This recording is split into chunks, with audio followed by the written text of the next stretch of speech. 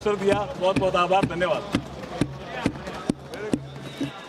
आप टोकोगे तो एक कविता और सुननी पड़ेगी।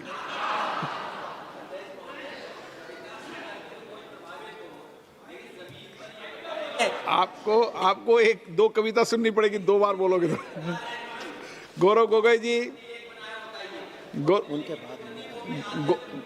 गौरव गोगोई जी। कितनी मुख्यमंत्री बनाया आपने? धन्यवाद अध्यक्ष महोदय।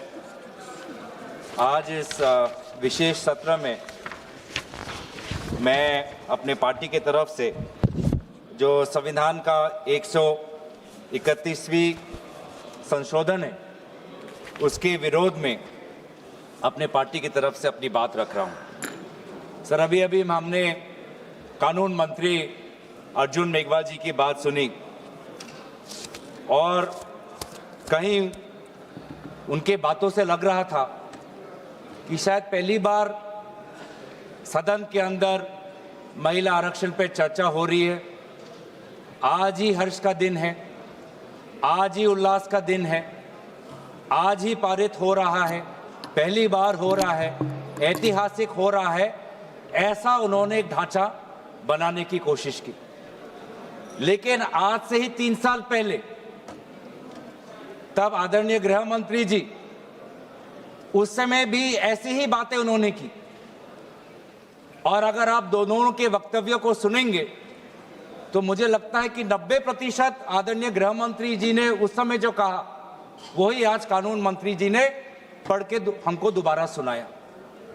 उस समय भी आदरणीय गृह मंत्री जी ने हम सबको श्री गणेश करने के लिए आह्वान जलाया था कि आइए, इससे 2023 से पहले 5 बार महिला आरक्षण पर विभिन्न प्रकार के कानून लाए गए हैं। इस बार तो प्रधानमंत्री मोदी जी उन्होंने एक सशक्त कदम लिया है, इस बार हो जाएगा। उस समय भी ऐसी बातें थी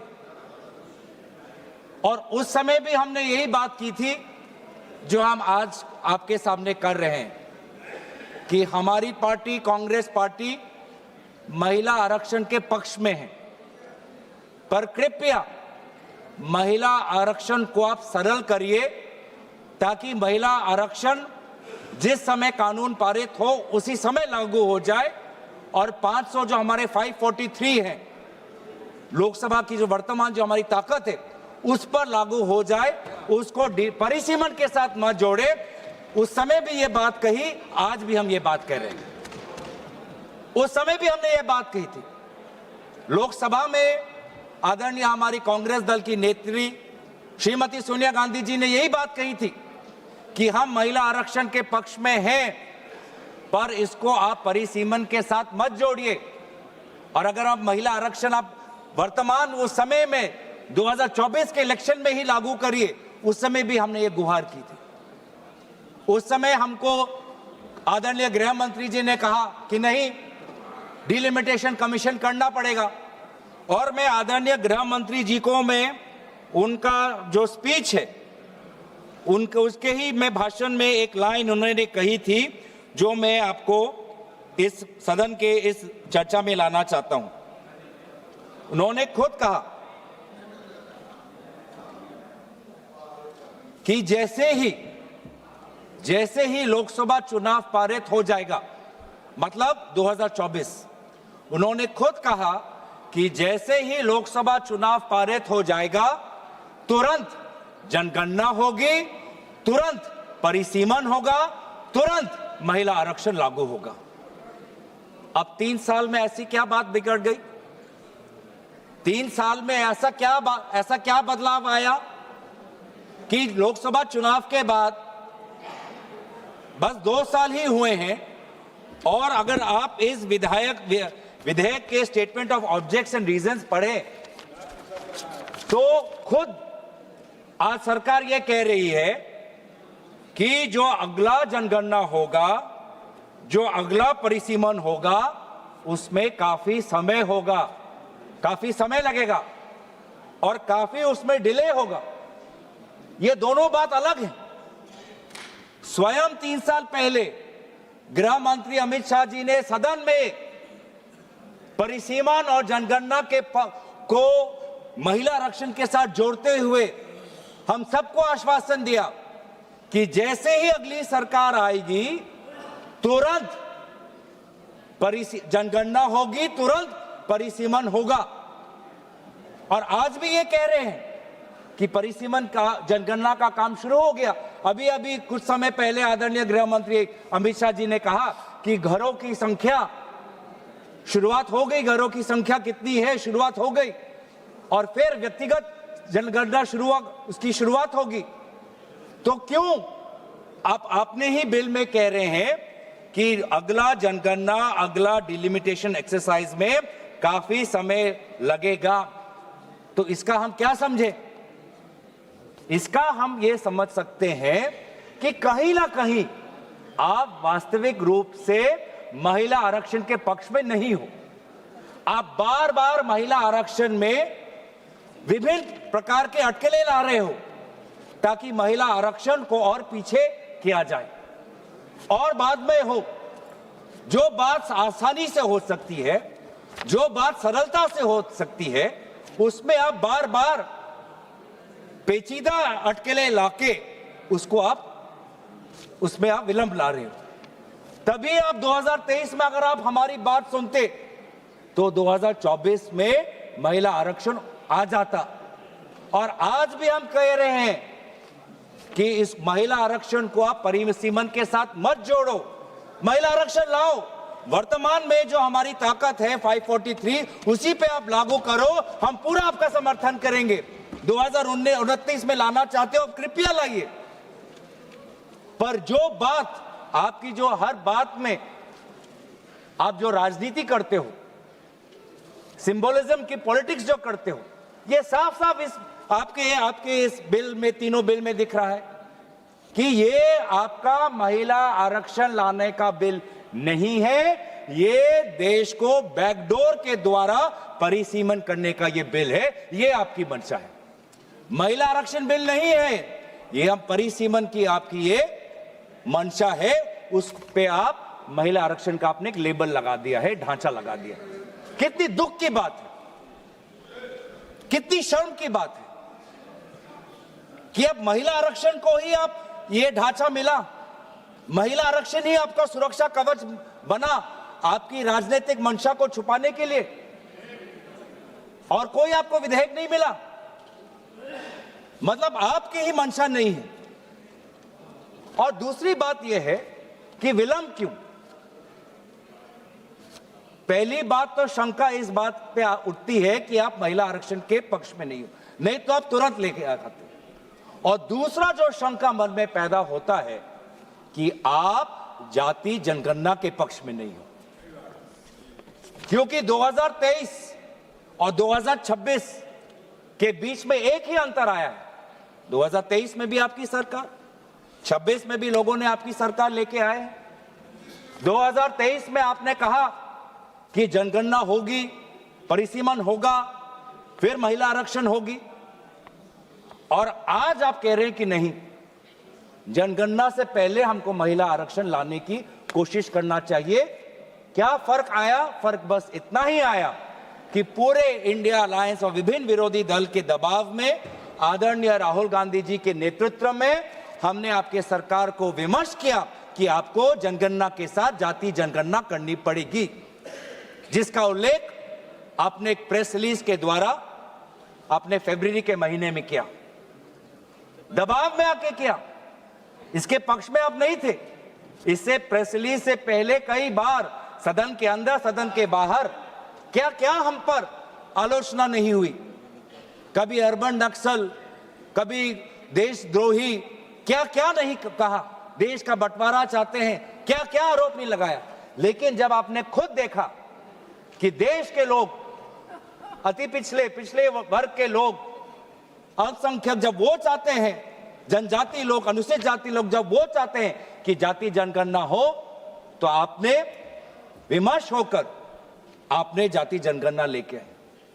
अब आप वो जाति जनगणना को नहीं करना चाहते, आप नहीं लागू करना चाहते। अभी भी समय है, 2026 है, आप कह रहे हो कि काम आपका शुरू हो गया है। तो आपको क्यों लगता है, आपने क्यों यहां पे लिखा है कि कंसिडरेबल टाइम लगेगा और पार्टिसिपेशन ऑफ वुमेन जो है हमारे पॉलिटिक्स में वो डिले हो जाएगी? मतलब आप जाति जनगणना के पक्ष में नहीं हो। साफ साफ आपका उद्देश्य, आपकी राजनीति यहां पे है। मैं पढ़ देना चाहता हूं। The next census and consequential delimitation exercise thereafter will take considerable time and thus delay the effective and dedicated participation of women in our democratic polity. Hence, the objective of the proposed bill is to operationalize 1/3 reservation for women through a delimitation exercise to be undertaken on the basis of the population figures of the latest published census. ये क्या तरीका है कि महिला आरक्षण को लागू करने के लिए आप एक डिलिमिटेशन को बुलडोज कर रहे हो? बुलडोज कर रहे हो आप डिलिमिटेशन। आप जो ये बिल में आप जो ये संख्या लाए हो क्लॉज 3 में कि आर्टिकल 81 ऑफ कॉन्स्टिट्यूशन में संशोधन आना चाहिए कि 815 मेंबर्स आने चाहिए, कहां से आया ये संख्या किसने निर्धारित किया? सरकार।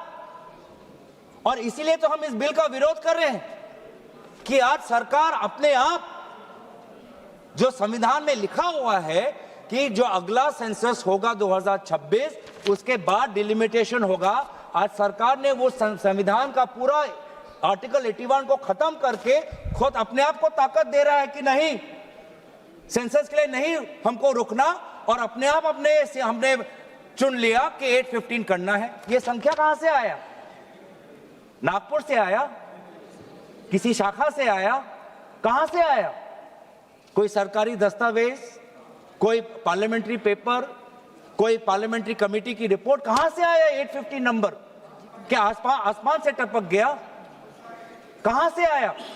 यही तो हम जानना चाहिए। इसलिए तो हम कह रहे हैं कि सरकार के पास इस विधेयक को इंट्रोड्यूस करने की लेजिस्लेटिव कॉम्पिटेंस है ही नहीं कि वो सरकार अपने आप कैसे तय कर ले कि पार्लियामेंट की सदन की संख्या कितनी बढ़नी चाहिए अपने आप, बिना सेंसस की।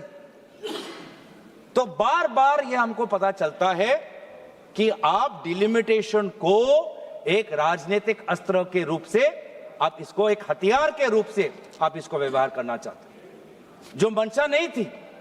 जो हमारे संविधान के निर्माता थे, डिलिमिटेशन किसी राजनीतिक दल के राजनीतिक हथियार के रूप में निर्माण करना उनका मंशा नहीं था। डिलिमिटेशन की मंशा क्या थी कि जैसे जैसे जनसंख्या बढ़ेगी, प्रशासन के लिए, सुशासन के लिए हम अपने डिलिमिटेशन अपने विधानसभाओं का, लोकसभा क्षेत्रों का ऐसा करें ताकि लोगों को प्रशासनिक सुविधा मिले, ताकि सुशासन सुचारू रूप से हो। इस उद्देश्य से डिलिमिटेशन हुआ था। लेकिन हमने देखा है कि इस सरकार के द्वारा किस प्रकार से डिलिमिटेशन को, किस प्रकार से एक निजी और काफी निम्न स्तर की राजनीतिक अस्त्र इसको बनाया गया है। मैं 2 प्रदेशों का उदाहरण देना चाहता हूं कि कैसे आज डिलिमिटेशन का व्यवहार किया जा रहा है। एक जम्मू कश्मीर, दूसरा असम, दोनों प्रदेशों में डिलिमिटेशन, दोनों प्रदेशों में। और एक में क्या हुआ, जम्मू कश्मीर के जब आपने परिसीमन की तो वहां पे आपने डिलिमिटेशन कमीशन बैठाई और वहां पर आपने सेंसस, कौन से सेंसस का आपने इस्तेमाल किया? 2011 का। और दूसरे तरफ आपने असम में परिसीमन की, वहां पर परिसीमन की दायित्व खुद केंद्र चुनाव आयोग ने ले ली और वहां पर परिसीमन के सेंसस के आधार पर हुआ 2001 पर।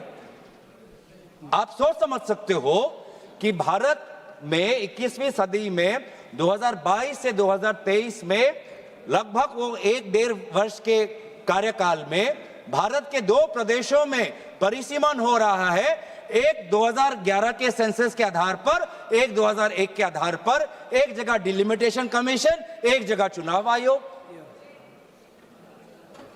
तो साफ साफ पता चलता है कि ये डिलिमिटेशन किसी प्रकार से नागरिकों को, आम नागरिकों को सुविधा देने के लिए नहीं, डिलिमिटेशन बस आप अपने राजनीतिक सत्ता को और मजबूत करने के लिए, अपने राजनीतिक जड़ों को मजबूत करने के लिए आप इसका इस्तेमाल कर रहे हैं।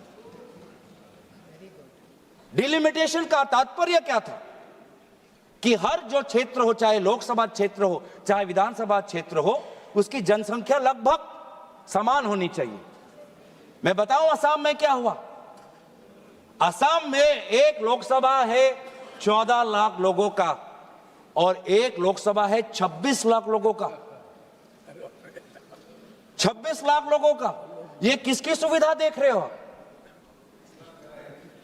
किसकी सुविधा देख रहे हो आप? आम नागरिकों की तो नहीं हो सकती, क्योंकि वो 26 लाख का लोकसभा क्षेत्र इतना बड़ा है, वो किसी प्रकार से किसी ना प्रशासनिक रूप से ना सुशासन के रूप से वो किसी का फायदेमंद हो सकता है। ऐसा डिलिमिटेशन हुआ है सर कि एक विधानसभा में कहीं 4 जिला परिषद और कहीं 2 जिला परिषद। ऐसा डिलिमिटेशन हुआ है कि एक पंचायत में 10 वार्ड, 2 वार्ड एक विधानसभा में, 3 वार्ड दूसरे विधानसभा में, 3 वार्ड चौथे विधानसभा में। यह है परिसीमन। और अफसोस की बात, इसको हम चैलेंज नहीं कर सकते। और यही जो आज इस प्रकार को अमेरिका में कहते हैं जेरीमैंडरिंग, पूरा कंप्लीट पॉलिटिकल एक्सप्लॉयटेशन, कि कोई एक ज्योग्राफिकल कंटिग्यूटी होती है सर। डिलिमिटेशन में एक और चीज होती है कि geographical, besides administrative efficiency, geographical contiguity होनी चाहिए। लेकिन आज आपने ऐसे क्षेत्र बनाए हैं कि एक नदी के इस पार और एक गांव पहाड़ के उस पार। किस लिए? ये किस प्रकार का ज्योग्राफिकल कंटिग्यूटी है? आप मैप देखिए सर। अब यही चीज जो उन्होंने असम में किया, जो उन्होंने जम्मू कश्मीर में किया, अब महिला आरक्षण के द्वारा पूरे देश में यह कहना चाहते हैं। कितनी शर्मनाक बात है, कितनी शर्मनाक बात है, दुख की बात है कि आप इस प्रकार का महिलाओं का आप राजनीतिक दुरुपयोग कर रहे हो महिला आरक्षण के नाम पर। आप भारतीय संस्कृति की बात करते हो, भारत की देवी देवताओं की बात करते हो, भारत के उपनिषद और पुराणों की बात करते हो, और यह है आपका मंशा, डिलिमिटेशन। हमने ये खुद देखा है सर कि आज कहीं ना कहीं ये एक शंका है कि एक, आप महिला आरक्षण के पक्ष में नहीं हो। शंका दूसरा कि आप जाति जनगणना के पक्ष में नहीं हो। शंका तीसरा कि आप डिलिमिटेशन नागरिकों के हित में नहीं, डिलिमिटेशन खुद के हित में करते हो। यह भी तीसरा शंका है। और चौथी शंका यह है कि आप संविधान को आप धीरे धीरे आप कमजोर कर रहे हो। संविधान के आर्टिकल 81 में खुद लिखा है कि जो सेंसस, अगला जो सेंसस होगा, उसके आधार पर 2026 का उल्लेख वहां पर है संविधान पर। संविधान में उल्लेखित है आर्टिकल 81 में कि 2026 में जो सेंसस होगा, उस जो सेंसस जब पब्लिश होगा तो उसके आधार पर हम आगे बढ़ेंगे, डिलिमिटेशन होगा। अब आज आप इस महिला आरक्षण के बिल के द्वारा आप संविधान को भी कमजोर कर रहे हो। जो 2026 की जो बात आर्टिकल 81 में है, आप उसको भी आप कमजोर करके कह रहे हो कि जब सदन कोई कानून लाएगा तब उस कानून में जिस सेंसस की बात होगी उस सेंसस के आधार पर हम परिसीमन करेंगे। मतलब जो बात संविधान में लिखी है, जिस बात को चाहे किसी दल की सरकार आए, उस बात को अमल करना है।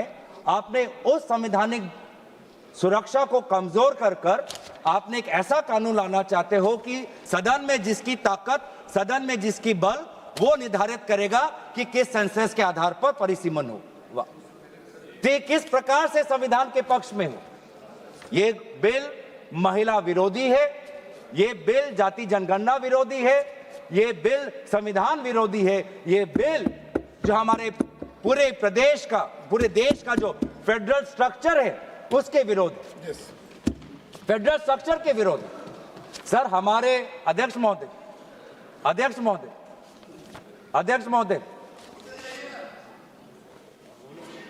हमारे प्रदेश जब हमारे देश में जब राज्यों का जन्म हुआ तो उस समय जनसंख्या नहीं देखी गई थी, भाषा देखा गया था।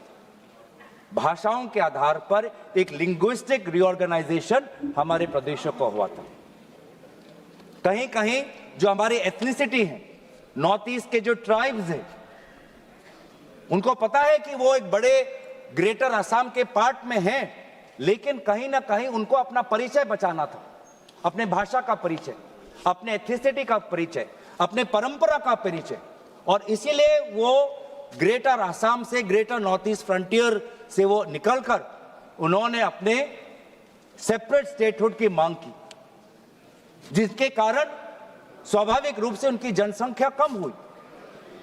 आज वो जो मांग उन्होंने की, अपने परिचय की, अपने स्वाधीनता की, अपने भाषा की, अपने जाति की, अपने परंपरा की, आज उसके लिए उनको प्रताड़ित किया जा रहा है, क्योंकि जनसंख्या के आधार पर उनकी कभी ताकत इतनी होगी नहीं कि सदन के अंदर कोई नागालैंड में का होकर बुलंद अपनी आवाज रखे, कोई अरुणाचल का होकर बुलंद अपनी आवाज रखे, कोई मिजोरम का होकर बुलंद अपनी आवाज रखे। आज भी हमारे भारत देश में कई ऐसे प्रांत हैं जो स्टेटहुड की मांग कर रहे हैं। गोरखा का एक मांग है, सेपरेट स्टेटहुड की मांग कर रहे हैं, और आज जब वो सेपरेट स्टेट होंगे तो उन्हीं की जो जनसंख्या है उनके कारण उनको कमजोर किया जाएगा। तो आपने जो एक विषय है, जिस विषय पर हमारे केसी वेणुगोपाल जी ने कहा कि हमारे जो पूर्व प्रधानमंत्री हैं स्वर्गीय इंदिरा जी, स्वर्गीय अटल जी, उन्होंने पूरे जो हमारी फेडरल बैलेंस है, संतुलन है, उसको बचाने के लिए फ्रीज डाला था पॉपुलेशन सेंसस में 1976 और 2001 में, एक बड़े एक सोच के साथ। आज आप उनसे भी परे हो रहे। आप तो कांग्रेस के स्वर्गीय प्रधानमंत्री इंदिरा जी से तो बड़े अपने आप को समझते हो, आप स्वर्गीय अटल जी से भी अपने आप को बड़े समझते हो, जो एक अटल जी से भी, स्वर्गीय अटल जी से भी अपने आप को आप बड़े स्टेट्समैन समझते हो। तो जो आज ये पॉपुलेशन की जो बात है, एक संतुलन की बात है, जिसको मैं काफी बारीकी से समझना है, फेडरल स्ट्रक्चर को के बैलेंस को पकड़ने के लिए बहुत सबको साथ, सारे प्रदेशों के मुख्यमंत्री, सारे विभिन्न दलों के साथ बातचीत करनी है। उसको आप महिला आरक्षण के नाम पर सबके बुलडोज कर रहे हो आप। हम दोबारा आपको कह रहे हैं, लाइए महिला आरक्षण, हम इसके विरोध में नहीं है, महिला आरक्षण लाइए, लेकिन ये परिसीमन के अटकेले और इस परिसीमन के जाल से इसको बाहर निकालिए, सरल करिए, आसान करिए, लागू करिए, ताकि हम सब देख पाए। इससे महिला आरक्षण के द्वारा आप अपने राजनीतिक रोटियों को मत सेकें। मैं दोबारा कोशिश करूंगा कि काफी परिसीमन को लेकर इस देश में गंभीर सवाल उठ रहे हैं, जिस सवालों का जवाब, जिस मसलों का समाधान पूर्व में हमारे स्वर्गीय प्रधानमंत्री ने किया है, और काफी एक बारीकी से काफी संतुलन उन्होंने सृष्टि करने में वो सफल हुए। उस संतुलन को आप अपने राजनीतिक रोटी के लिए, अपने राजनीतिक मुनाफा के लिए भारत के उस संतुलन को मत बिगाड़िए। आज भी हम एक, जैसे राहुल जी ने कहा है कई बार कि हम यूनियन है एक स्टेट्स के, इस यूनियन में चाहे स्टेट की जनसंख्या बड़ी हो या स्टेट की जनसंख्या कम हो, जनसंख्या के आधार पर उनको राजनीतिक रूप से उनकी ताकत को आप कम मत करिए या बढ़ाइए मत, सबको तवज्जो मिले, भारत की जो हमारी अखंडता है वो अमल रहे और भारत हमेशा सशक्त रहे। इसीलिए परिसीमन पर गंभीर चर्चा हो और इस प्रकार से बुलडोज ना करे। महिला आरक्षण पर आप उसको इस ढांचे से निकाले, एक सरल बिल लाइए, जो आप हमारे इस सुझाव को कबूल करिए। इसलिए आपने इस प्रकार के गैर संवैधानिक, गैर महिला, गैर जाति जनगणना, गैर जो हमारे संघीय ढांचे के खिलाफ बिल लाने के कारण हम पुरजोर तरीके से इस बिल का विरोध करते हैं। धन्यवाद। तेजस्वी सूर्या।